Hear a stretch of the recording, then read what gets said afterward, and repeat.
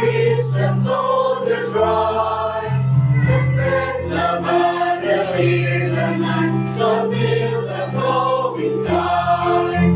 Against the foreign festival, let orders strength be heard. It is the victory we know, that overcomes the world.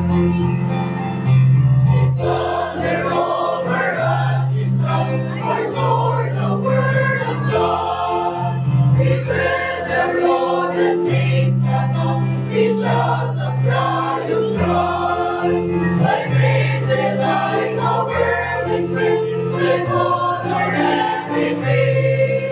The victories we conquer them, we seal our shining shield.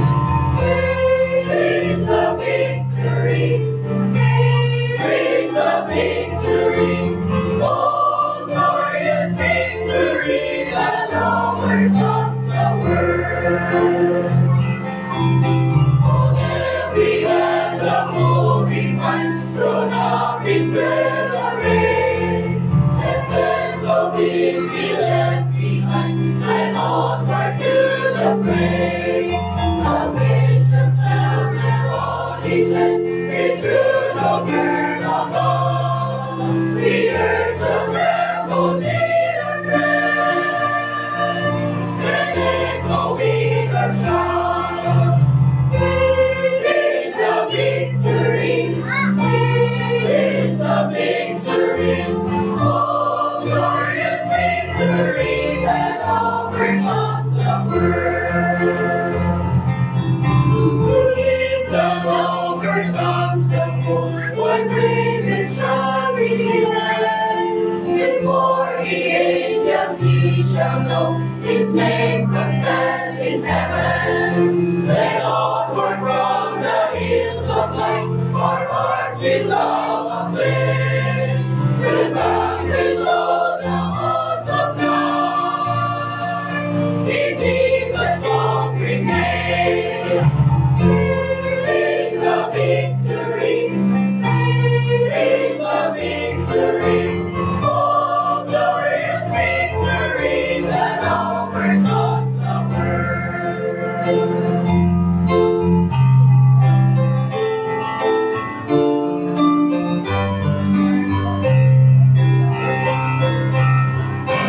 My faith still holds unto the Christ of Calvary.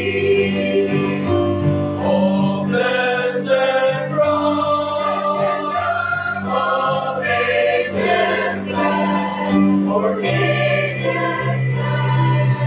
me, I gladly praise.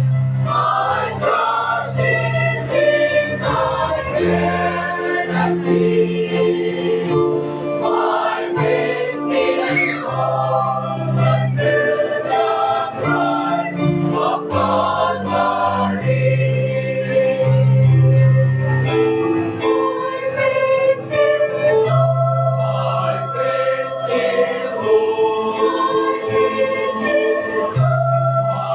faith still holds. My faith still holds unto the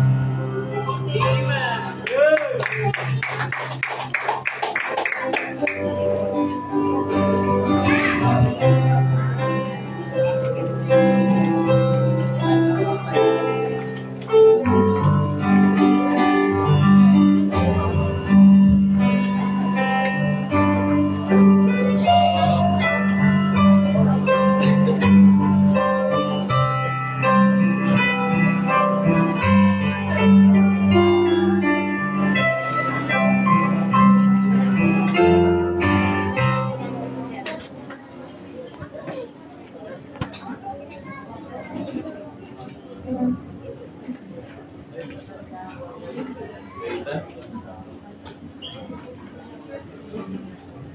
Magandang hapon sa lahat. Gabi. Gabi na pala. No? Sige, lahat makaupo ha. Walang mag-iingay ha. Amen. Sino nandyan sa gilid? Walang yung people dyan ha. Sino nandyan? Oh, ba't may yung people dyan sa gilid? Sino pa yan dyan? Maganda yung preaching ngayon. Maganda yung message pala. Bakit? Kasi Word of God din. Amen? Kanino ba ito? Ito? Parang akin mo ba? Ready na ba kayo? Salamat sa Panginoon. Bukas ay VIP. Meron ba kayong mga prayer request na? Do you believe in prayer? Amen. Napaka-importante ng panalangin. Ako, I am a product of prayer. Pinag-pray ako ng gusto ng pastor's wife, ng aking pastor's wife na si Ate Del. Yung pangalan ko, nandun sa notebook niya. Out of curiosity, sabi ko, ano kaya itong notebook na dala-dala ni Ate Del? Tinignan ko, puro pangalan. Puro pangalan. Tapos kita ko, nandun yung pangalan ko, no? Kaya ito ako ngayon. Amen? Siguro yung iba sa inyo may mga notebook, siguro nakalagay din mga pangalan, pero nang may utang. No? Ito lang na natutunan ko sa buhay. Pag meron nang hiram sa'yo ng pera, huwag mo lang pahiramin. Kung may pera ka, bigay mo na lang.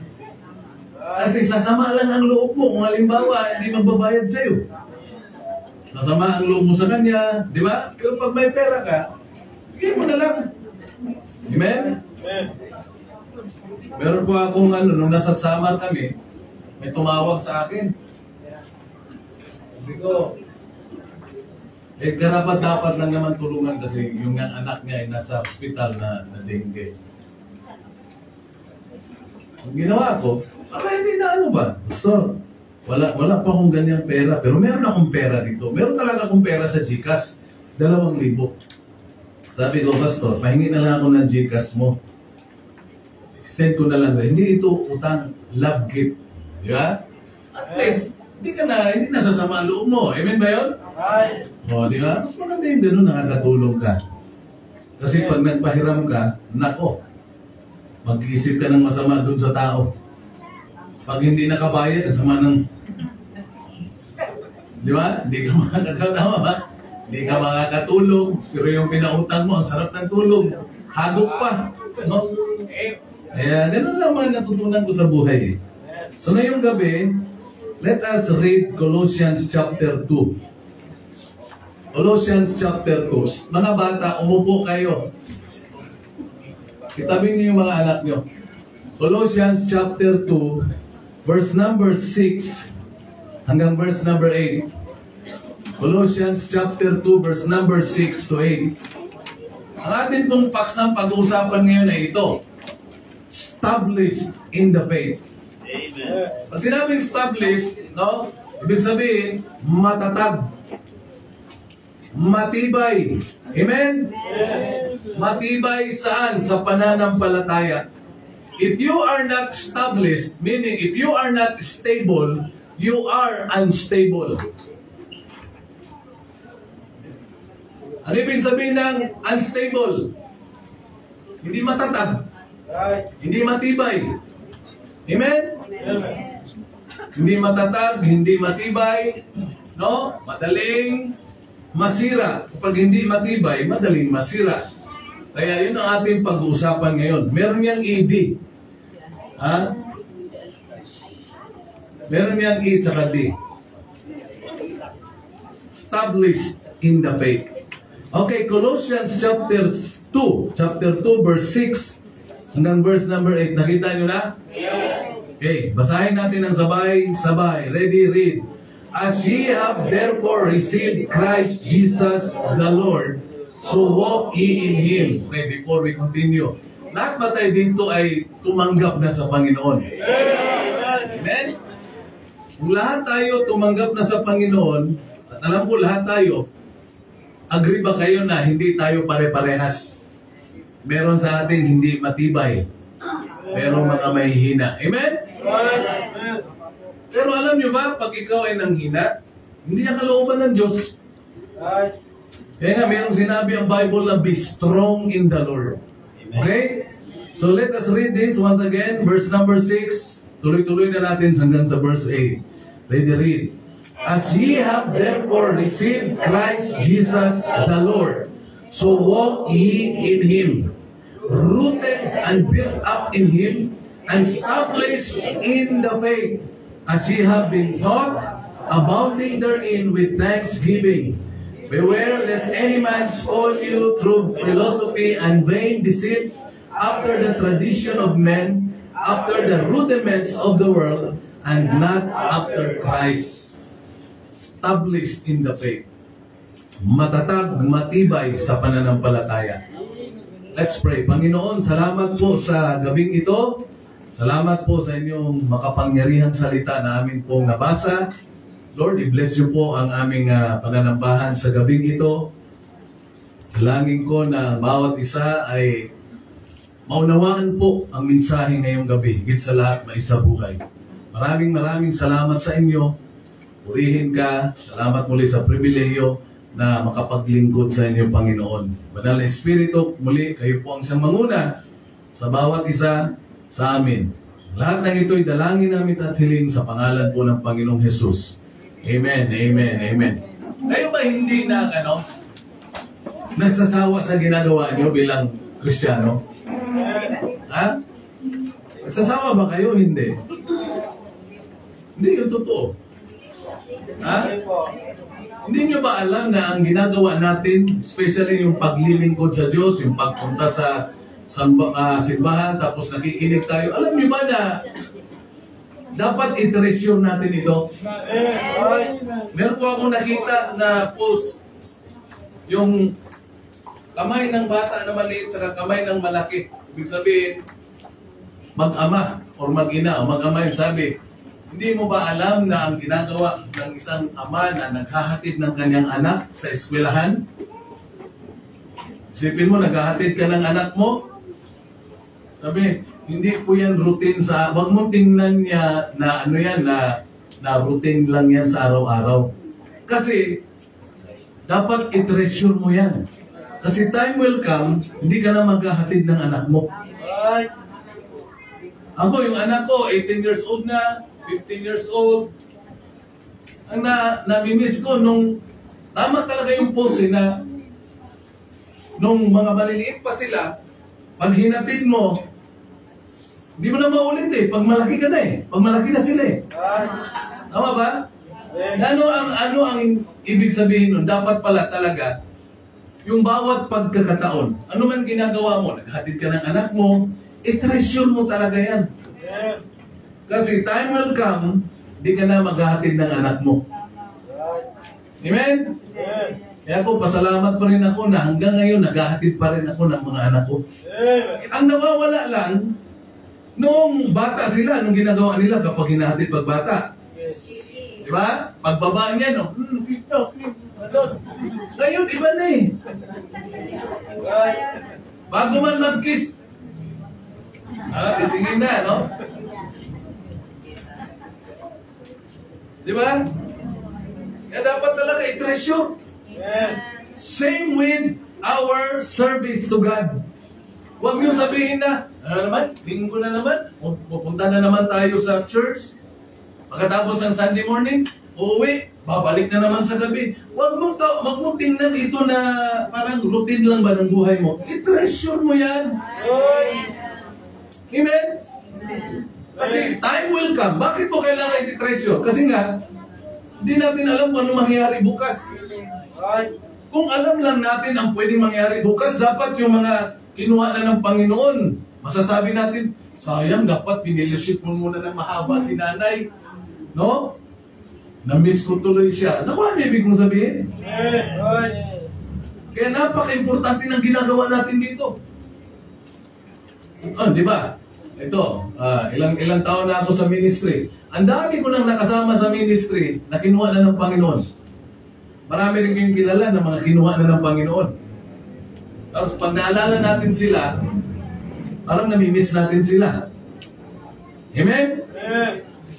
Hindi mo na may babalik yung nakaraan. Okay? Sa oras na ito sinabi ni Apostol Pablo sa mga Kristiyano sa Colosas. Sabi niya, as ye have therefore received Christ. Kaya itong mensaheng ito ay para talaga sa mga Kristiyano. Kung hindi mo pa tinanggap ang Panginoong Jesucristo, dapat tanggapin mo ang Panginoong Jesucristo. Kasi hindi mo ito maunawaan. Pero, kung tapos mo na tinanggap ang Panginoon, dapat makinig ka ng gusto. Sabi dyan, as ye have therefore received Christ Jesus the Lord. Merong sinabi si Pablo, so walk ye in Him. Dapat lumakad tayo, no? We must walk for Christ. We must walk with Christ. Amen? Then walk like Christ. Huwag kang yung walk dyan, hindi ito literal na lakad. Pero literal na lakad. Pero ibig sabihin ng walk dyan, yung pamumuhay ba bilang Kristiyano? Iba na dapat yung ating pamumuhay. Amen? Iba na ang pamumuhay, pananamit. Dapat iba na. Hindi ka na nagaya ng dati. Tapos sabi ni Paul, rooted and built up in Him. Dapat tayo ay nakaugat. Nakaugat saan? Sa Panginoon. Kumusta? Kaya nga may mga puno. Alam niyo ba, may mga puno na pag hinangin, basta-basta na lang natutumba. Bakit? Hindi masyadong nakaugat. Nung nagbagyong Milenyo dito sa Luzon, tinamaan ang Metro Manila. Hindi ko makalimutan yun. Ang lakas ng hangin. Nasa Project 8 pala ako ng bagyong Milenyo. Sobrang lakas ng hangin. Alam niyo ba yun dyan sa Commonwealth? Yung center, yung sa gitna ng Commonwealth dati, may mga puno yan dyan eh. Halos lahat ng puno, tumba. Tapos makikita mo, di ba? Bakit natumba? Kasi nga, masyadong mababaw yung mga ugat. Pero magugulat kayo mga puno na nasa tabi ng ilog. Kaya sabi ni David, he shall be like a tree planted by the rivers of water. Yung mga matitibay na puno, yung mga nasa tabi ng ilog. Pag bumaha yan, yung mga puno na yan, nasa tabi ng ilog, nandyan pa rin nakatayo. Bakit hindi natutumba? Kasi nga, grabe, yung kanilang mga ugat. Sobrang lalim. Amen? Eh sabi ng Panginoon, sabi ni Pablo, rooted, dapat tayo nakaugat sa Panginoon. Amen? Ang pastor nagpipreach, grabe, lumalabas na yung ugat. Yung mga Kristiyano, hindi umuugat. No? Corny, no? Corny, no? Labenta, no? Tapos sabi ni Paul, I'm established in the faith. Established. Pag sinabing established, matibay, matatag. Ang tanong, matibay ka na bang Kristiyano? Ha? Are you stable or are you unstable? Ulitin ko. Ito, magkakabugingan tayo ngayon eh. Malalaman mo ang sarili mo kung ikaw ay stable na ba or matibay ka ba o unstable na Kristiyano. Okay? Tandaan natin na tayo ay nasa pananampalataya, kailangan tayo ay matibay sa pananampalataya. Tandaan nyo, lagi kong sinasabi, di ba? True faith will be tested and true faith will pass the test. Hindi tayo exempted sa testing, sa pagsubok. Susubukin ka talaga.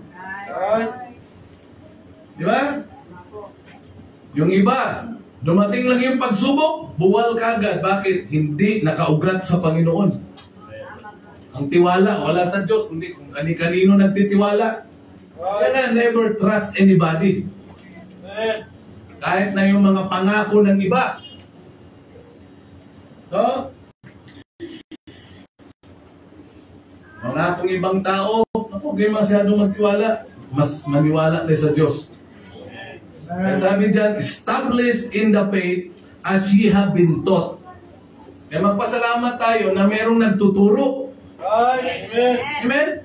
Tandaan nyo hindi tayo titibay sa pananampalataya kung walang magtuturo sa atin. By God's grace, hindi ako titibay sa pananampalataya kung walang nagturo sa akin. At saka yung pagtuturo sa akin, hindi spoon feeding. Sabihin lang ng pastor ko, ganito, ganito. Bahala ka.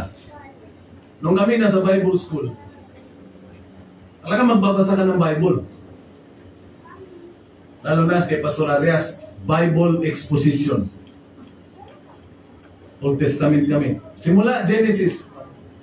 Pasok ni Pastor, sabihin niya, okay, you read 20 chapters of the book of Genesis. Yun lang. 20 chapters babasahin mo. Kaya babasahin mo talaga yan. Next na pagpasok ni Pastor Arias, pagpasok niyan, magkwento na lang yun. Ngayon, pag hindi ka nagbasa, bakit ganun style niya? Kasi ganun kasi sa law. Pag nagkwento na si Pastor, kailangan, chapter 1 yan. Tapos maya-maya, hindi niya sasabihin, nasa chapter 2 na ako. No, minsan, lalaktaw, tatalon-talon. Nandun yan. Chapter 19 yan. O, di ba?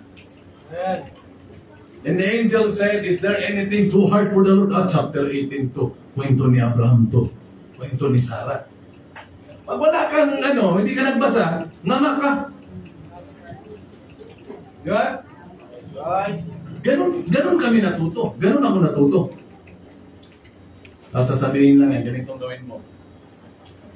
No, hindi talaga kami isang sabi lang, huwag kayo sa Project 8 tumingin. Pag may pangailangan, sa Diyos kayo tumingin. Ganun lagi tinuturo. Ganun na natutunan ko, sa Diyos lang talaga tumingin. Amen? Kaya kayo, pag mayroong pagsubok, huwag na kayo magtaka. Tapos paiyak-iyak ka. Bakit ganun? Bakit may pagsubok ako? Natural talaga yan. Amen? Kung estudyante ka, iiyak-iyak ka ba? Kapag, bakit kami may exam? Natural. Kasama sa buhay ng estudyante yung pag-i-exam. Kaya nga, sabi ni Paul, established in the faith. Tanong, are you stable in your faith? Are you established in the faith? Matibay ka na ba? Matatag ka na ba? Amen? Ngayon, ito ang ating what makes a Christian unstable? Bakit ang Kristiyano nagiging unstable, naging hindi matatag? I'll just give you 3 things. Tatlong bagay, bakit karamihan ng Kristiyano hindi established in the faith.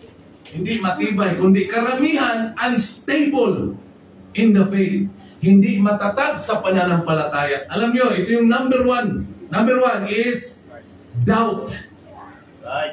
What makes us unstable in the faith? Bakit hindi nagiging established sa pananampalataya ang karamihan ng Kristiyano? Alam niyo kung ano yung number 1? Doubt. Yung pagdududa, pag-aalinlaga. Alam niyo, pagdating sa salita ng Diyos, huwag na huwag mong pagdudahan.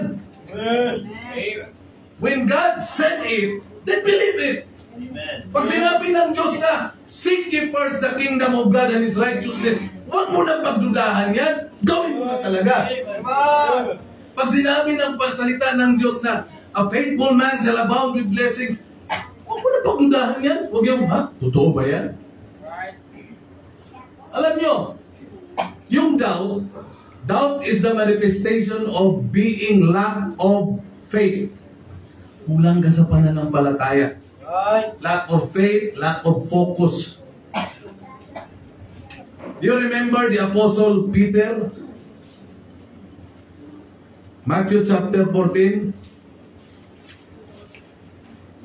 Naalala niyo si Pedro ay nakalakad sa tubig ng panandalian? Tapos, bakit siya lumubog sa tubig? Because of his doubt. Nagduda kasi siya eh. Ito hindi ko maintindihan eh. Pag ang tao, napakinggan ng kapwa-tao, tapos sabihin, no, totoo, hindi pinagdududahan. Pero kapag salita ng Diyos, pinagdududahan. Pastor, pinagdududahan. Alam nyo kaya ang daming naluloko? Dahil sa mga taong ang gagaling lahat na, alam mo, ang mga manlulokong tao, magagaling magsalita yan. Kaya nga mga scammer ang tawag doon, di ba? Isipin mo, bakit merong nai-scam? Kasi nga, hindi nagdududa yung tao. Kaya tayo dapat, pag merong mga magduda ka na. Halimbawa, bakit merong na-scam ng kapa? Doon sa Mindanao?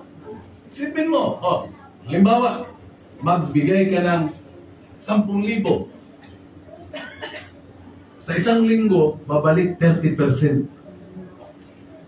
Next, 30%, di 60 na. Next pa, 30%. Ngayon, kung ayaw mo na, pwede mo makuha yung 10,000. Makita mo, di ba kalukuhan yan? Di ba ang daming nadali sa kapa? Di ba? Pag mga ganyan, magduda ka na. Pag quick rich scheme, magduda ka na yan. Hindi totoo yan. Yung panandaliang pagyaman, hindi yan biblical. Sabi nga ng Proverbs, di ba? A faithful man shall abound with blessings, but he that maketh haste to be rich. Yung nagmamadaling yumaman shall not be innocent. Ito sabi pa doon sa verse na yun. Ang taong nagmamadaling yumaman ay merong masamang tingin at an evil eye. Pag may mga ganun, magduda ka. Pero pagdating sa salita ng Diyos, huwag ka magduda. Kaya karamihan sa atin, karamihan ng mga Kristiyano, unstable because of doubt. Tingnan nyo ang kwento doon sa Matthew chapter 14. Si Pedro, andun sila at ang mga disipulo nasa dagat. Tama ba? Itong kwento, basahin natin. Huwag kayong mag-alala. Matthew 14:22. And straightway Jesus constrained his disciples to get into a ship and to go before him unto the other side, while he sent the multitudes away. And when he had sent the multitudes away, he went up into a mountain apart to pray. And when the evening was come, nakita nyo? 23. He was there alone. But the ship was now in the midst of the sea. Yung ship na kung saan lulang yung mga apostoles, nandun sa gitna ng dagat. Tossed with waves, for the wind was contrary. May hinampas ng alon ngayon.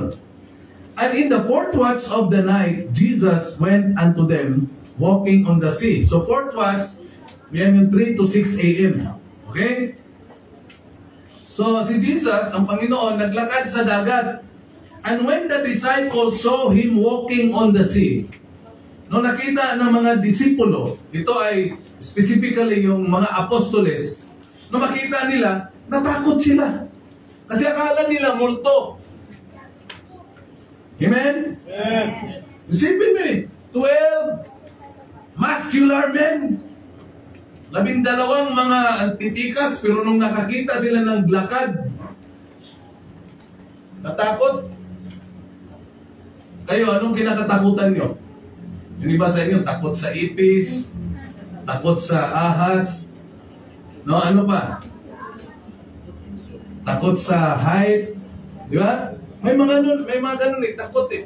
Pero itong 12 apostoles, nung nakita nila na may naglalakad sa dagat, isipin mo sabi ng Bible, sabi sa verse number 26, and when the disciples saw him walking on the sea, they were troubled, saying, sabi nila, it is a spirit, and they cried out for fear. Nakakahiya. Sipin mo nakakahiya. 12 mga matitipunong lalaki, takot. Sama ni mga prayer meeting naman. Makinig kayo May nagsiselfon. Cellphone tago ha. Isipin nyo, takot na takot yung 12. Right. Mga lalaki to. Ano kaya ang boses ng 12? Bible to! Yung cried down, hindi yan yan. Nagsisigawan sila. Pero anong sabi ng Bible? But straightway Jesus spake unto them, saying, nagsalita ang Panginoon. Nung nakita at narinig ng Panginoon na yung 12 ay naging 2, sabi ng Panginoon, be of good cheer. It is I, be not afraid. Sabi niya, huwag kayong matakot. Ako to. Amen. Nung marinig nila, at lalo na narinig ni Pedro, sabi ng Biblia, Peter answered him, said, Lord, if it be thou. Nagduda pa rin siya. If it be thou. That's doubt, ha? Right. If it be thou. Kung ikaw nga yan. Sabi niya, bid me to come unto thee. Nga, hintulutan mo ako makarating sa iyo. Then sabi ng Panginoon, come. Kaya si Pedro, from the ship, tumalon. Pagtalumpak siya. Mas nakalakad siya. Pero dahil nga, ang pananampalataya, sabi ko sa inyo, sinusubok. God, the Lord Jesus Christ, tested the faith of Peter. Paano? Sabi nga, the wind was contrary. Yung alon ay nagsilakihan. Tama ba? Right. Dahil si Pedro ay merong doubt, anong nangyari sa kanya? Yung focus niya, inalis niya sa Panginoon. Kaya yung mga nagdududa kung saan-saan nakatingin niya. Madaling mabaling yung tingin kung saan-saan. Sabihin mo, anong dahilan? Bakit siya nakalakad? Dahil sa tumingin siya sa Panginoon. Tama ba? Right. Pero habang naglalakad siya, nagsilakihan yung mga alon. Kaya saan yung tingin niya? Wala na doon sa Panginoon. Hindi saan? Doon na sa mga alon. Nung siya nakatingin sa mga alon, ang sabi ng Biblia, lumubog si Pedro. What makes him sink? His doubt. Yata naunawaan. Parang hirap ng Tagalogin eh. What makes him sink? Anong nagpalubog sa kanya? Pagdududa niya. Right. Nung siya lumubog, sabi ng Bible, and Peter answered. Sana yun? Sabi niya, Lord, save me, sa verse 30. Siyempre, niligtas siya ng Panginoon. At nung niligtas siya ng Panginoon, nung kinuha siya, anong sabi ng Panginoon? Ito, sa verse number 31. And immediately, Jesus stretched forth his hand and caught him and said unto him, O thou of little faith, wherefore didst thou doubt? Kaya yung pagdududa talaga, yun ang magiging dahilan para tayo hindi magiging matatag sa pananampalataya. Right. Kasi Word of God lang eh. Di ba? Pag sinabi mong faith in the Word of God, ibig sabihin, you take God at His Word. Pangahawakan mo ang Diyos ayon sa kanyang salita. Basta kung ano ang sinabi ng salita ng Diyos, yun na yun. Right. Never argue with it. Huwag ka na makipagtalo sa salita ng Diyos. Amen. Basta pag sinabi ng salita ng Diyos, sundin mo na yan. Amen? Right. Kaya yung mga pagdududa natin, yun ang hindi maganda eh. Can you imagine? Ang Diyos, ang salita ng Diyos, pagdududahan natin. Hindi po maganda yan. Right. Parang galit kayo. Kita, nalin nga dito. Parang takot na ako. Murag suko na sila. Diyan ka lang, diyan ka lang. Ha? Tapos lalakas yung loob ko. Ha? Sabihin mo sa kanila, huwag magduda! Sabihin mo, huwag magduda. Sige na, sabihin mo, sabihin mo. Huwag magduda. Amen. Duda tuloy ako sa iyo. Ha? Ano duda ako sa iyo? Sabihin mo kayo ito, huwag pagdudahan ang salita ng Diyos. Huwag pagdudahan ng Diyos. Amen. Duda pa rin ako. Hindi mo nakasan mo. Huwag pagdudahan ng salita ng Diyos. Amen. Kuha mo na. Kaya tayo nagiging unstable, naging hindi matatag because of doubt. Right. Huwag talaga magduda. Amen. Because of manifestation of little faith. Yan yung una. Kaya sabi ng Panginoon kay Pedro, ito O thou of little faith. Lit ng pananampalataya mo. Anong dahilan? Because of doubt. And because of his little faith, nagkaroon siya ng lack of focus. Yung focus niya sa Panginoon, nawala. Bakit? Dahil sa duda nga. Pero kung siya ay nakatingin lang sa Panginoon, nakapokus talaga siya sa Panginoon, hindi yan lulubog. Right. Amen. Kahit na pinagkahampas siya ng alon, diba sa buhay natin, maraming ganon. Yung mga alon, it represents problems. Right. Minsan, nakapokus lang tayo sa katitingin sa problema. Correct. When you look at the problem cannot be solved. Right. But when you look at the Savior, kahit na anong kalaking problema, yung problema lumiliit.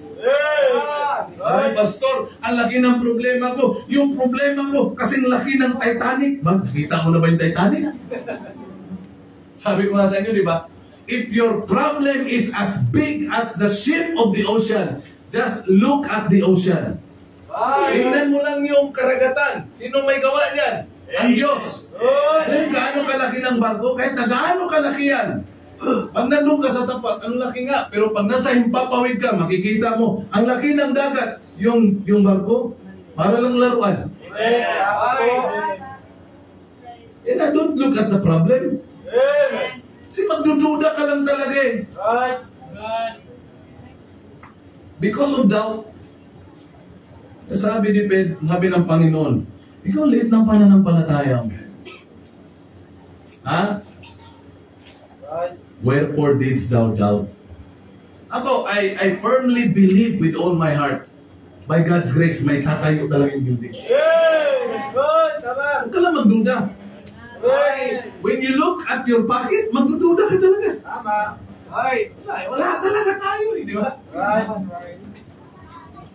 Kahit na pagsamasamahin natin yung kayamanan natin ngayon. No? Kung nandito lang, pagsamasamahin, hindi natin may tatayo eh. Right.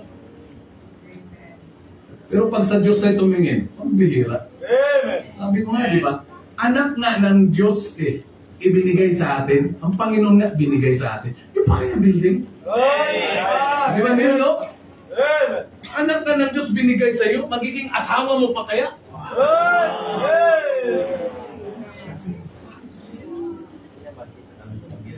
Pero ang asawa, hindi yan by faith.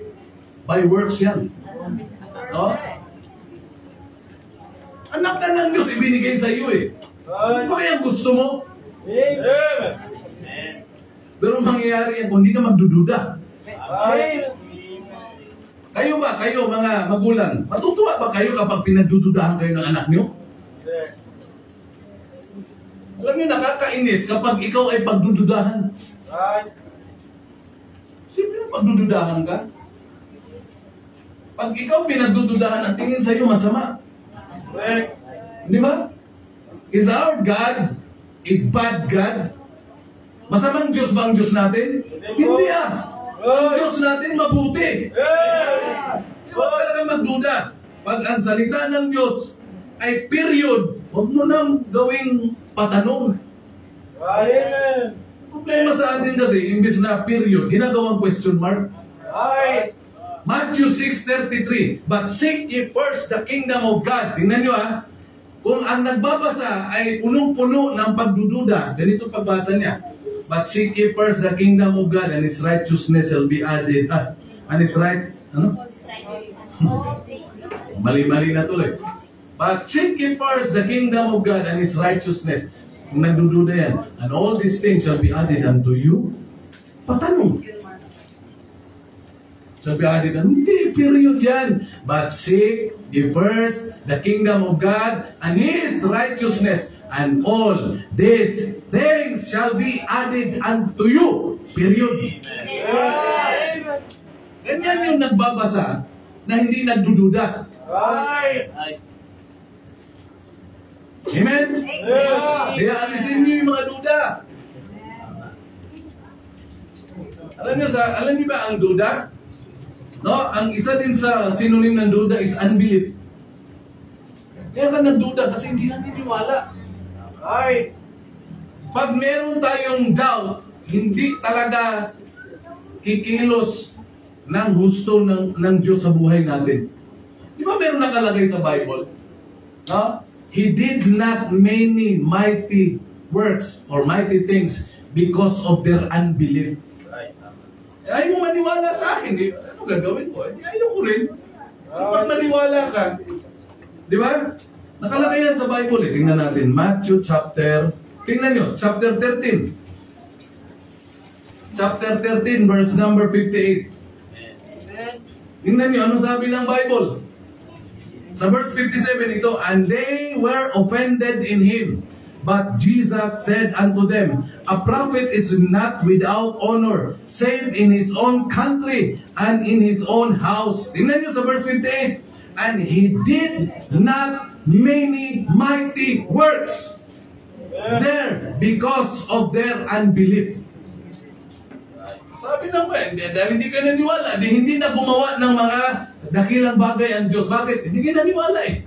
Right. Nagduda ka, hindi ba ba't ako? Pag nagduda ka, wala na. Right. Amen? Yeah. Kaya magiging unstable tayo. We will not become established in the faith. Magiging unstable tayo because of doubt. Eh, huwag talaga magduda. Amen. Ha? Eh nga, meron tayong kanta, di ba? Meron ba tayo dyan? God said it, and I believe it, and that settled it for me. Pag sinabi ng Panginoon, yun na yun. Pag sinabi ng Diyos na lahat ng nagsitanggap ay maging mga anak ng Diyos, yun na yun. Yeah. Wala na kung ano-ano pa. Pag sinabi ng Bible na for by grace are you saved through faith, and that not of yourselves, it is the gift of God, not of works, lest any man should boast. Yun na yun. Amen. Basta tumanggap sa Panginoon, sa pananampalataya, yun na yun. Huwag na kung ano-ano pa, may mga plus-plus pa. Right. Di ba? Ano sabi ng kanta? Sana. Kantahin nga natin yan. Kantahin natin. Kunin mo sa di. Kantahin natin. Amen. If God said it, then believe it. Amen. Huwag na magduda. Okay, sing. God said it. Mahaba. Gawin mong F. F. God said it, and I believe it, and that settles it for me. God said it, and I believe it, and that settles it for me. Though some may doubt, that the word is true, I've chosen to believe it now. How about you? God said it, and I believe it, and that settles it for me. Alam niyo tayo, no? Though some may doubt, baka isa ka doon sa some. Ha? Though some may doubt that His word is true. Naniwala ka ba talaga na totoo to? Ha? Baka isa ka sa some. Eh, walang nangyayari sa buhay mo, kaya ang hina-hina mong Kristiyano. Bakit? You are full of doubt. Mga duda. Right. Ang atin mong preaching ngayon, ang pamagat, bahala ka dyan, wala yan. Ako, pag ganyan ka, wala ka, hindi ka talaga. Mag-prayer meeting ka talaga. Right. Ha? That's number one. Why many of us Christians become unstable in the faith. Imbis na established in the faith, naging unstable because of doubt. Pangalawa, hindi na ako magtatagal. Number two, it's because of disobedience.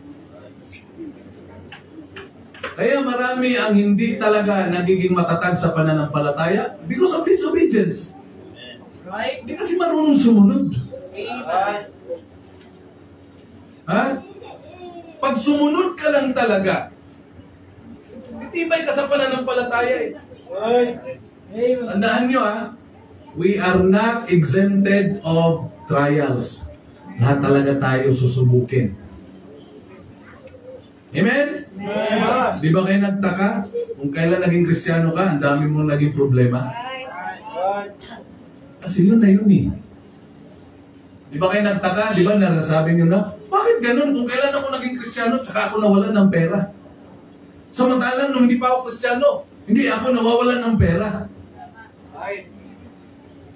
Kasi mahilig ka manguha ng pera eh. Kung naging Kristiyano ka na, nalaman mo na ang pagnanakaw pala hindi tama, hindi ka na kumuha ng pera. Eh nawawalan ka na ng pera. No? Ay, tama. Bakit ganon? Bakit ganon? Nung sumunod ka sa Panginoon, ang daming problema. Kahit naman hindi ka sumusunod sa Panginoon may problema pa rin. Ay. Kaya yung hindi pagsunod sa Diyos, nako, problema yan. Ay. Minsan mas natatakot tayo sa mga boss natin sa trabaho, mas sinusunod natin sila. Pero pagdating sa Diyos, hindi natin sinusunod. Ay. No, ako ay nangangamuhan pa lang. Sabi ko nga sa inyo, di ba? Matigas ang ulo ko eh. Pero pag nasa tama ako, di mo ako mapapatras. Nung nagtrabaho nga ako doon sa Gasoline Boy, Caltex, dyan sa Boni, EDSA, yan yung unang trabaho ko eh. 7 to 7, yan ang pasukan dyan. Tapos ang sweldo, 1998, 80 pesos. Pero 7 to 7, 12 hours. During that time, ang sweldo na ay 140 pesos. Yung minimum wage. Minimum wage. Bakit? Ano ba yung wage? Ngayon, magkano na minimum ngayon? Magkano na? Ha? Magkano?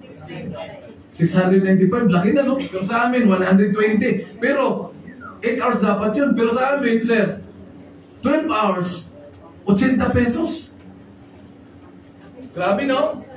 Eh ako, panggabi, 7 ng gabi, 7 ng umaga, alis.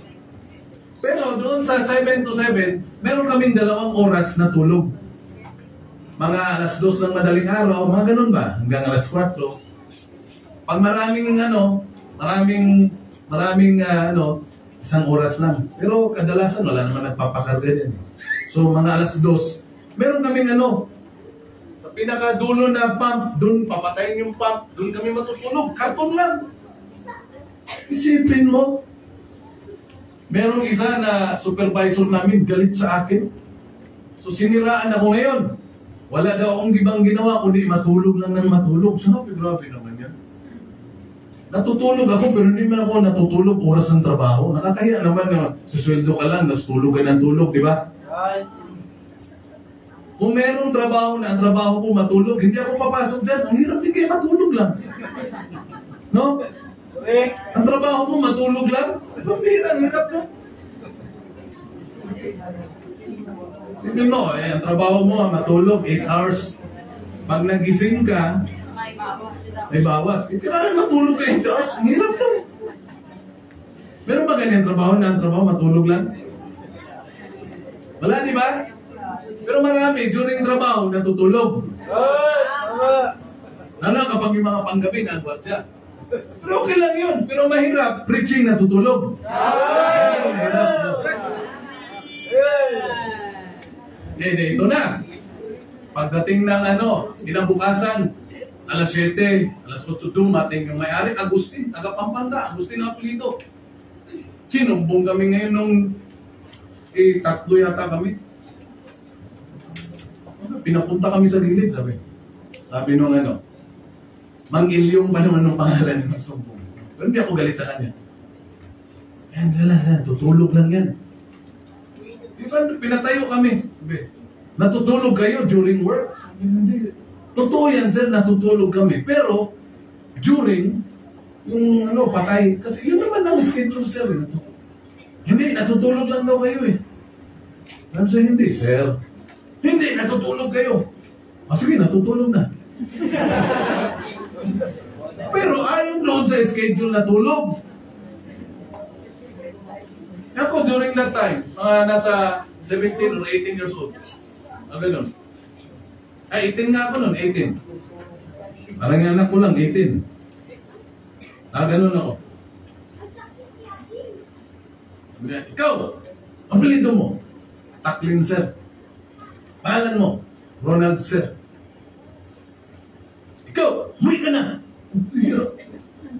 Sabi ko, ha? Bakit po? Tanggal ka na. Sa isip-isip ko, ang bihira. Hoy, hindi lang ikaw yung amo sa buong mundo. Tanggal ka na. Mula ngayon, sabi ko.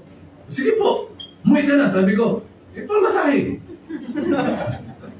Mas lalo nagalit sa akin. Isip-isip ko, parehas lang tayo tao. Nagkataon lang na may negosyo ka. Pero hindi ko ginanon. Bihira. Bigyan mo ako pamasahe. Wala naman mga negosyo kung wala silang mga taong, di ba? Isip-isip may habang nito. Sabi ko, bigyan mo ako pamasahe, uwi ako. Pero hindi ako umuwi. Lumipat sa ibang Caltex, dyan sa may Estrella. Tinanggal din ako. Bakit? Kasi yung crudo, nilagyan ko ng gasolina. Sabi ng may-ari, na pulis dati, sabi niya, kita mo to? Sabi niya, yes sir, ano yan? Baril. Malis ka na dito. Kasi alis ako, sir, kung naman yung baril. Di ba? Pag nasa tama ako, di mo ako mapapatras. Pero kung ako yung mali, magsusuri pa ako. Di ba? Yan ang tama eh. Marami na beses ako nagkamali. Pag na-review ako, susuri naman ako eh. Sorry po. Pag alam ko mali ako, wala nang argumento. Sorry po. Ganun lang. Ang mahirap kasi sa atin, pag ano pa, makikipagtalo pa. Di ba? Kaya sa atin, marami hindi tumitibay sa pananampalataya kasi hindi marunong sumunod. Kaya dapat susunod ka lang. Never ka talagang makakaranas ng pagpapala mula sa Diyos kung hindi ka marunong sumunod. Paulit-ulit kong sinasabi niyan. No? Alam niyo ba, obedience is the key to acquire God's blessings. Kasi, once you obey, manifestation yan na meron ka talagang pananampalataya sa Diyos. Kaya ka hindi sumusunod kasi little faith ka nga eh. Baka wala ka ng pananampalataya sa Diyos. Amen? Pag sinabi ng Bible na a blessing if you obey the commandments of the Lord, totoo tayo. Totoo talaga yan. Many times ko nang naranasan yung blessing. Di ba? Kayo mga nakasama ko. Alam niyo yan. Yung sinasabi ko. Wala akong sinasabi dito na tsuri-tsuri lang. May mga magpipreach, ang galing mag-English. Lahat galing dito. Pero yung mga sinasabi ko dito, naranasan ko yan. Amen. Yung pagsunod, yung overtaking blessings, totoo ba yan? Huwag kang sumunod sa Panginoon. Anong uuna sa'yo? Curse. Overtaking blessings will come unto thee and overtake thee. Pag sumunod ka talaga sa Panginoon, you will experience the blessings from God. Mga pagpapala na galing talaga sa Diyos. Isipin mo yan. Susi yan. Kaya hindi ka sumusunod kasi wala kang pananampalataya sa Diyos. May duda ka sa salita ng Diyos. Obedience is the very best way to show that you believe. Doing it exactly what the Lord's command, then doing it happily. Hindi ka lang gumagawa. Kundi gumagawa ka masaya. And sabi ng kanta, action is the key. Do it immediately. And joy you will receive. Yung mga masunurin na tao, mga masasayahin tao yan. Once na ikaw, hindi ka marunong mumiti, hindi ka masaya sa gawain ng Diyos. Alam niyo ba ibig sabihin niyan? Isa kang tao na hindi marunong sumunod. Yung mga masunurin, masasayahin tao yan. Hindi ba ako mapapasama sa mga taong hindi marunong sumaya? Di ba? Right. Overtaking blessings. Di ba, Brad? Amen. Tapos overflowing blessings. Right. Umaapaw na pagpapala. Sipin mo, sabi ko nga sa kanila kagabi, yung mga kasama ko, nakakatulog pa ba kayo sa bahay nyo? Baka hinahanap nyo na aircon. Siyempre ba, isang linggo naka-aircon yung mga yan? Right. Tapos pag naliligo, naadiinit pa yung tubig. Yung isa dyan, nagtiis sa ligo. Nung lamig, sabi ko, bakit dyan ka naligo? Meron naman doon na pwedeng mo uminit yung tubig. Di ba? Sarap ng buhay ng mga yan. Right. Tama. Sabi nga ni Brother Ronnie, look, nung umalis ako, umalis din ng Bulacan, wala pa ito. Ngayon, meron na. Grabe yung kain eh. Overtaking blessings. Right. Yung mga pupuntahan namin, may mga nakahandang pagkain, di ba? Good. Tama. Huwag ka sumunod sa Panginoon. Ano mapapala mo? Sumpa. Right. Hindi ka talaga titibay sa pananampalataya. Magiging unstable ka. Imbis na established in the faith ka, matatag sa pananampalataya, because of your doubt and disobedience, wala. Magiging mahinang Kristiyano ka pa rin. Correct. Tama. Iyakin ka pa rin na Kristiyano. Right. Mabulyawan lang ng pastor. Wala. Correct. Okay lang ba kayo? Amen. Ito yung pangatlo. Huli na. Huli na. What makes us unstable in the faith? Instead of being established in the faith, bakit karamihan mahina pa rin sa pananampalataya?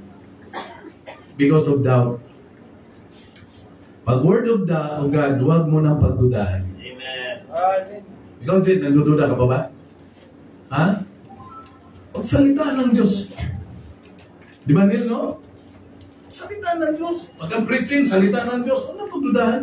Right. Wala natin pambubola dito eh. Amen. Diba? Tapos, yung disobedience, alisin mo talaga yan. Dapat talaga susunod.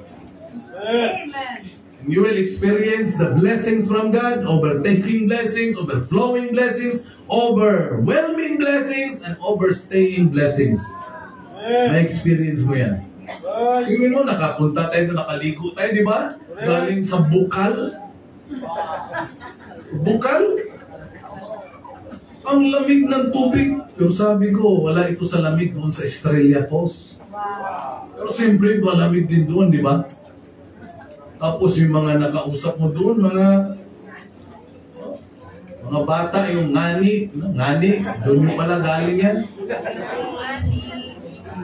Sa bahay, lagi nang, anong ngani? Saan ba ngani na yan? Doon kami. Yun pala yung usapan doon. Ngani? Sabi ko sa dalawang dalagitang babae, mga bata, mga grade 8. Sabi ko, Day, kapag kapag mag-uran, hinto na tayo sa rigo. Ligo, hinto na. Bakit? Ano, bakit sa waray? Ano? Ha? Eh nga, ano? Sabi ko, kasi pag mag-uran, magabasa kita sa uran. Sabi niya, basa na nga ni. basa na nga ni. No? Lahat ng mga bata doon, dumadaan, sinasabihan ko, lahat to, basa na nga ni. Basa na nga ni. No? Disobedience. Tawag talaga kayong maging hindi masunurin, ha? Right. Ito, panghuli, pangatlo. Ito. What makes us unstable in the faith? Instead of being established in the faith, bakit nagiging unstable? Yung pangatlo, basahin natin. Mababasa niyo sa Bible. Alam niyo ba kung ano yung pangatlo? Letter D pa rin. Gusto niyo malaman? Di, guess mo na. Ha?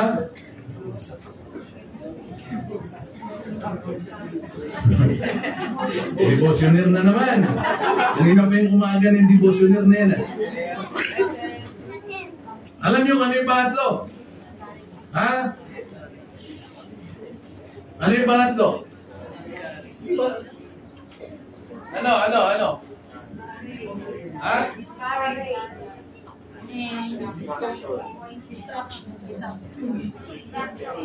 Alam niyo, maraming ganitong Kristiyano. Alam niyo kung ano? Alam niyo kung ano? Ha? Una, doubt. Pangalawa, disobedience. Pangatlo, baka ikaw to. Alam niyo kung ano? A blind man is unstable in all his ways. Joshua, James 1:8. Double-mindedness. Maraming unstable, hindi matatag because of double-mindedness. Right. A double-minded man. Alam niyo ba ang double-minded man? Ha? Yun yung walang natatapos. Right. Kung ano yung nakikita niya, okay to. Maya-maya, meron nakita, uy, mas okay pala to. Double-minded. Right. Lack of focus pa rin. Right. Kaya nga maraming, ito naiinis ako eh. Dahil sa hindi na nag-ship ng ibang curse. Curse ba? Curse or? Course. Akala ko curse. Akala ko curse. Course pala. Dapat nakaano ka na. Kumbaga, pag yan ang gusto mo, yan ang gusto ko. Huwag ka double-minded. Right. Laging nagdadalawang isip. Pag sinabi mo, tinawag ka ng Diyos, ikaw lang naman nakakaalam eh. Pag tinawag ka talaga ng Panginoon. Right. Huwag pa bago-bago isip. Double-minded. Ang taong double-minded, laging nagbabago ang desisyon. Nagbabago palagi ang plano. Di ba? Right. Ito ang plano niya ngayon. Kinabukasan, iba na naman. Nakarinig ng preaching, na-convict daw siya, nag-forward, sabi ng Lord, mula ngayon, sabi ng pastor, boast not thyself of tomorrow. Lord, ngayon maglilingkod ako. Kinabukasan, nawala na. Nabago na naman ang isip. Bakit? Double-minded. Right.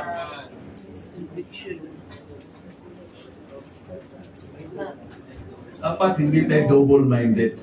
Kasi if you are a double-minded person, you will never reach your goal. Right. Kung ano mang goal mo, hindi mo mararating yan. Tingnan niyo yung mga soccer player. Alam niyo ba bawat soccer player? Alam niyo ba ang goal niyan? Na yung bola, yung soccer ball, maipasok nila doon sa goal.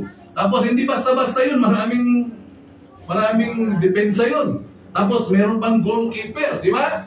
Right. Pero sila, wala silang pakialam. Ang kanilang mindset lang ay maipasok yung goal. Kaya na merong teamwork dyan eh. Meron dyan na tagapasa lang ng bola at meron dyan mga striker talaga.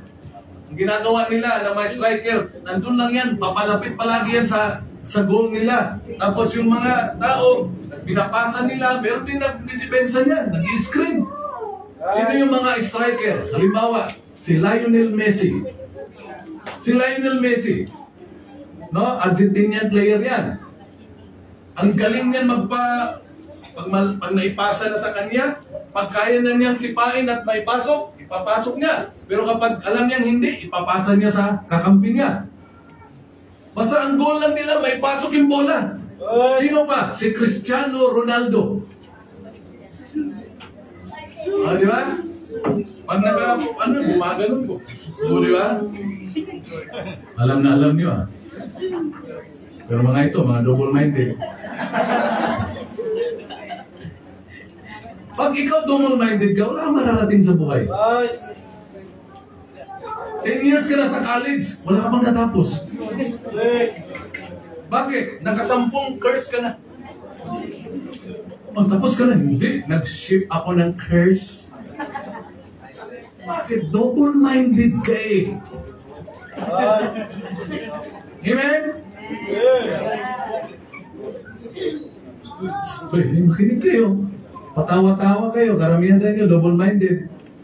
Right. Pagka Sunday, during preaching, ang isip, nasa preaching kuno. Pero ang iba dyan, ang isip, nasa preaching, yung kalahati, nasa vaping, nasa, di ba? Doon sa barkada, kung saan na kaya si barkada ko. Kaya tuloy, walang natutunan sa preaching. Double-minded. Pero pag nakaupo ka dyan, nakapokus ka sa preaching, kahit wala kang pangsulat, pero nilagay mo dito, alam mo yung mga nakapokus, nagsusulat talaga yun. Maliban kung talaga napaka-sharp ng ano mo, utak mo. Sabi ni Pastor, "Oy, ikaw ba't ka hindi ka na susulat?" Sabi niya, "Pastor." Wala ang nangyari. Mahirap kapag double-minded tayo. Magpapastor ako. Tapos hindi pa rin nagpapastor. In 2003, one of our teachers asked, "Who are you after 5 years?" Who are you after 5 years? First year kami. 17 kami. Who are you after 5 years? Nung turn ko na, tumayo ako sa harap, sabi ko, after 5 years, I'll be pastoring a local church. At nangyari yan sa biyaya ng Diyos. Kasi yun ang goal ko eh. Wala na yung, kung kalooban ng Diyos. Mga ganyang mga statement, mga double-minded dyan. Kalooban naman ng Diyos na magpastor ka. Kung talagang tinawag ka. Di ba? Kalooban naman ng Diyos na maging teacher ka. At kung kalooban ng Diyos, magiging teacher. Pag Kristiyano ka, teacher ka. Kung babae ka, pag lalaki ka, preacher ka. Huwag na yung kalooban ng Diyos. Kalooban lagi pag ng Panginoon yan. Basta para sa ikalululhati niya, kalooban ng Diyos yan. Ang di lang kalooban ng Diyos kapag babae ka na magpastor ka. Yun talaga hindi ang kalooban ng Diyos. Di ba? Nakita ko yung ibang classmate ko, after 5 years, maging katuwang ako ng pastor ko. Di ka pa ba katuwang ng pastor mo? Di ba 10 years, di ba? Magsusulwinin. Sulwinin. Yung declaration of goals, after 10 years, maging soul winner ako. Hindi ba kailangan magpaabot ng 10 years? Pero ako, isang payatot, na first year Bible student, nakaupo. Sabi na rin ni Mrs. Arias, "Who are you after 5 years?" Malaking impact sa akin yun. 3 years lang ang Bible school. Kaya na, nung tumayo ako, pagtayo ko, sabi ko, after 5 years, I'll be pastoring a local church. Hindi yan pagyayabang. That's my goal. That's my prayer to God. Kaya nga ako pumasok sa Bible school eh. Di ba? Dapat na ako'y pumasok sa Bible school at nagpa-train, ay alam na. After 5 years, sino na ako? Pastor na ako sa church. Wala pang 5 years, by God's grace, nagpastor na ako. Hanggang ngayon. Diba? Huwag kang double-minded. Pag double-minded ka, sabi ko nga sa'yo, madaling magbago yung isip mo. Alam mo, pag double-minded ka, you will live in regrets. Sabi mo, sana kung tinapos ko na lang sana yun, no? Hanggang ngayon, 10 years na ako sa college, kung tinapos ko na pala, master na ako. No? Una mong kinuha, NAR. Dati, NAR ang kinuha mo. Bakit NAR? Singular lang eh. NAR ang kinuha mo. Tapos, kita mo, parang hindi man yung NAR, o ang nurse. Naglipat ka ngayon ng IT. Anong IT? Itim na tao. Ano ka? Lumipat ka. Nakita mo parang hindi naman daw ano na. Nag-shift. Nag-ano ka na naman ng ibang curse. Naging ano? XRM? Ano ka rin na?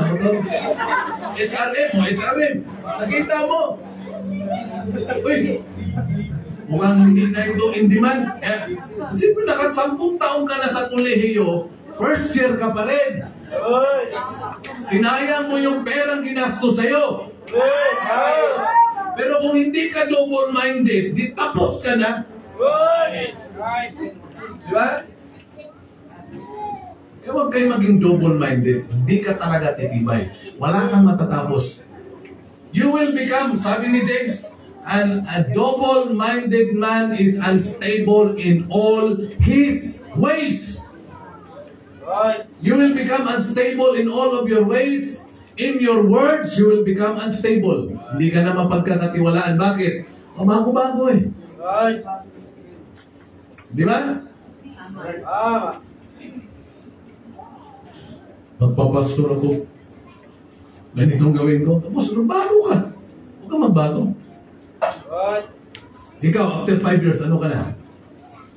Ha? Bayan, very good. Ikaw, Neil, after 5 years, ilan taon ka na ngayon?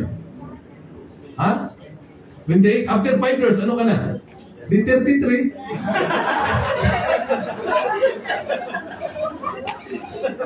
Dapat meron kayong goal, di ba? Ikaw, Jesner, after 5 years, ano ka na?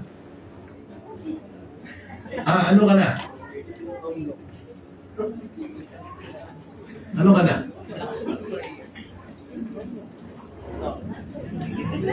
Nag-aaral to? Anong kinuha niya? Kurso? Bro, graduate ka na, nagtatrabaho ka na. Ikaw, after 10 years, ano ka na? Abogada! Lagi mo dito yan! Sabi ko, yan ang magiging abogada. Sabi ko, ganito kunin mo, tapos mag-abogada ka. Sino pa yung ano dyan? Di ba sinabi ko, Brad, yung anak mo? Saan yung anak mo? Ha? Nag-aaral?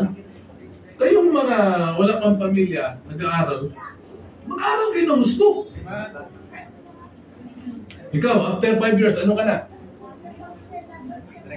Ha? Ano ka? Tandaan nyo, huwag kayong masilaw sa pera. Minsan kasi ang ano sa atin, nagiging double-minded tayo, pera. Yung kunento ko sa inyo yung people, yung sinend mo, pinanood ko yun. Kung galing kami sa Samar, pinanood ko yung video na yun. Ano, Harold ano? Ha? ST Osta. Graduate yun sa isang magaling na maap. Tapos ano yun? Siya yung number 1 yata. Second, tapos alam mo, sa school niya, ang daming humahanga sa kanya. Ang daming humahanga kasi napakagaling. Pero, una, nakapagbarko. Kumita ng pera. Second officer eh. Kaya tingnan nyo to, napaka-importante talaga na tayo naglilingkod sa Diyos. Wag na wag kayong masilaw sa pera. Listen, makinig kayo. Wala naman siguro dito na ayaw ng pera. Pero don't you ever love money more than God. Pagkalitsi-litsi talagang buhay. Nung pinasa ko, at ito'y nasa balita to ha. Grabe ang nangyari sa kanya. Ayon sa kwento, siya ay anak ng... Pilot. Oh. Pero dating, dating pulis yata, tapos nagpiloto. Ang laki ng sweldo, so pinaaral siya sa magaling na mga eskwelahan. Sa madaling salita, gumraduate with flying colors. Yung ko lang naunawaan yung flying colors eh. Ibig sabihin yung... merong honor talaga. Tapos, nakapagtrabaho, ang ganda ng trabaho niya. Pero, never na kontento sa pera. Alam niyo nangyari? Ayun lang to sa napanood ko nabasa. Doon sa kanyang profile sa Facebook, nilagay niya open to work. Open. Eh yung mga sindikato, lagi yan nakatingin. Eh, open pala. Minessage ngayon. Nung minessage, pinapunta ka agad sa parang somewhere in Saudi. Dubai. Pinapunta doon. Pagdating doon, na-meet na yung mga tao. Kinuha kaagad siya at prinomote kaagad. Ang laki ng sweldo. Pero alam nyo, to make the long story short, nahuli sila sa Ireland. Bakit? Yung barko na cargo vessel, ay ayon sa ayon sa balita at ayon sa karga pala, ang kargamento pala ay high-grade cocaine. Di, ganito po ang kwento niyan. Sabi niya, hindi ko alam yan. I was just, officer, tapos hindi ko alam na ganyan pala ang karga. So, ganyan ang kwento. Pero, makinig kayo. Kasi, pinag-aralan ko rito, tinignan ko. Noong nakuha yung cellphone, nakita ang conversation. Kasama pala talaga siya. So, anong nangyari? Wala na siyang lusot. Nag-plead guilty na lang. Kung hindi siya nag-plead ng guilty, forever siya sa kulungan. Pero dahil nag-plead guilty, ilang taon? 18 years imprisonment. 18 years na imprisonment. Kaya kailan siya makakalabas? Sa 2043 pa. Isipin niyo yun, sayang! Ay, tama! Sayang. Kaya dapat, ang pera, hindi yan magiging dahilan para magiging double-minded tayo. Ang Diablo, ang galing nitong Diablo. Di ba, tinawag ka na maging pastor? Ang galing na Diablo mag-offer. Papastor ka, walang pera dyan, mahirap. Kita mo yung pastor na yan. O, yung barong niya, bago yan, 10 years pa lang nakalipas. Tapos yung damit niya, Marcos Tolentino pa rin. Magpapastor ka, dito ka na lang. Alam niyo ba, nung ako mag-surrender sa Panginoon, somebody offered me. Inoperan ako na magtrabaho, doble pa yung sweldo. Pero ako, nag-decide na mag-resign sa trabaho ko, pagiging driver at pagiging trabahador ng Don Henricos. Nag-decide na talaga ako para mag-full-time sa ministry. Pero biglang may nag-alok sa akin. Sabi nung kasamahan ko, sabi niya, pastor na tawag sa akin. Pastor, gusto mo ba pumasok sa amin? Magiging driver ka ng Koreano. Tapos, ganito ang sweldo. Ang sweldo ko during that time, umabot ng 11,000 sa Don Henricos, saka sa 1998 yun, laki nun. Tapos dudublehin. Tapos ang kagandahan, pag nag-beerhouse itong mga Koreano, nandun ka, kasama ka. Hindi sa loob ng beerhouse, sa labas ka lang. Kaya kung madaling araw na sila lalabas, di ang dami mong overtime. Pero ako, nag-decide na mag-surrender sa Panginoon. Hindi. Kasi kung nagpasilaw ako sa pera at nabago yung isip ko, malamang wala ako ngayon. Amen? Kaya nga, you will become unstable in all of your ways. Magiging mahina ka sa pananampalataya kapag double-minded ka. A double-minded man is unstable in all his ways. Ikaw, teacher, kaya mo yan. Ikaw, after 5 years, ano ka na? Meron niya eh. Hindi ko alam. Ibig sabihin, wala kang plano. At the age of sa 18, 19. At the age of 19, doon ko lalaman na wala akong plano. Nung tinanong ako ng pastor ko, Ronald, anong plano mo sa buhay?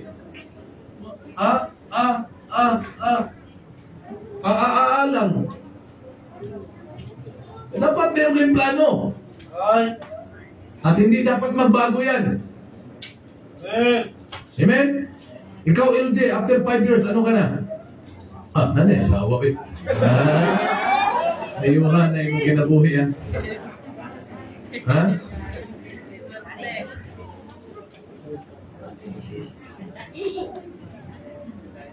Ikaw, Jed, after 5 years. Ha?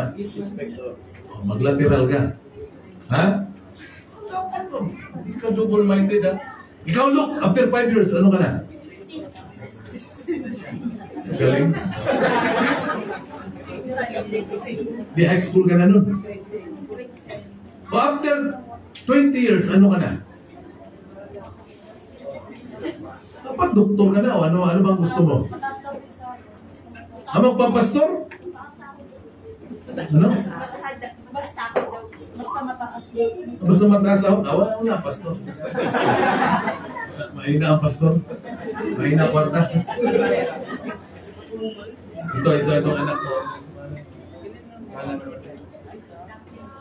After 20 years, Daphne, ano ka na? Wow, business owner. Pautang ha. Ito si Angel. Diba, ikaw, Russell, di ba? Russell yan eh. Sabi ni Kay yan eh. Ate Russell.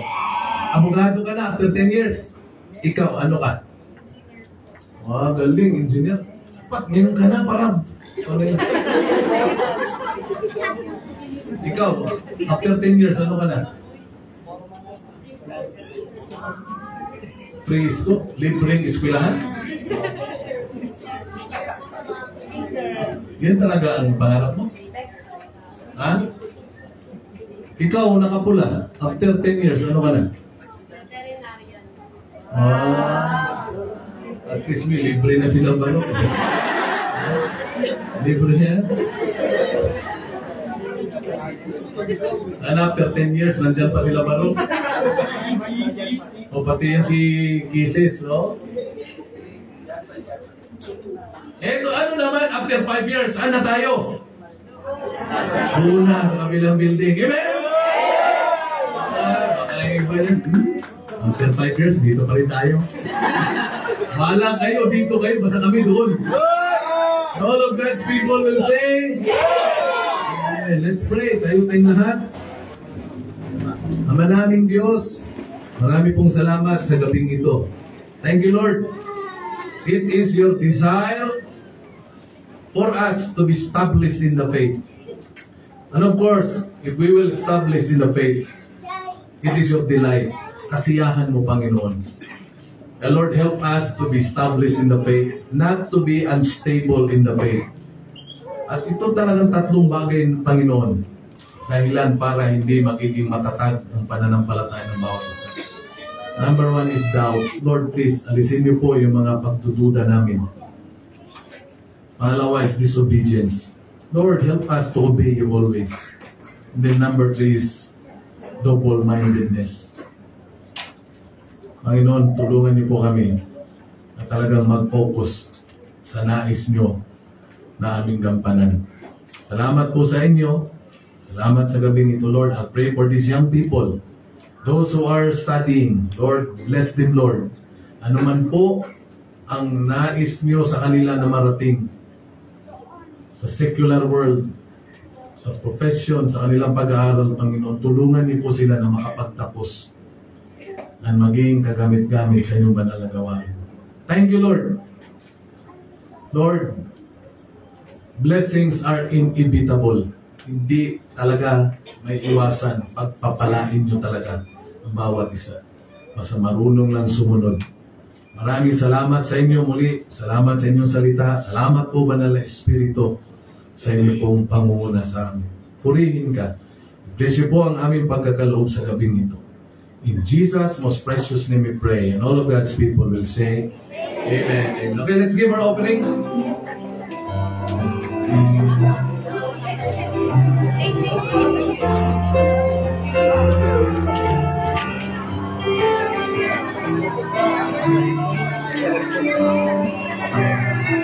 Yung isa.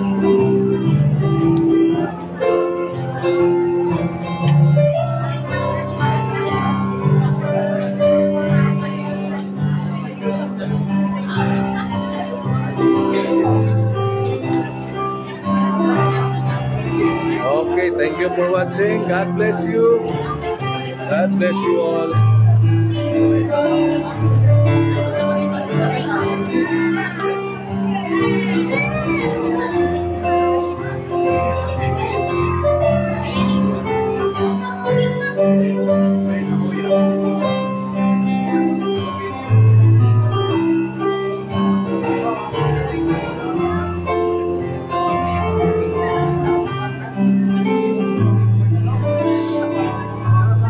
Ito yung crowd natin.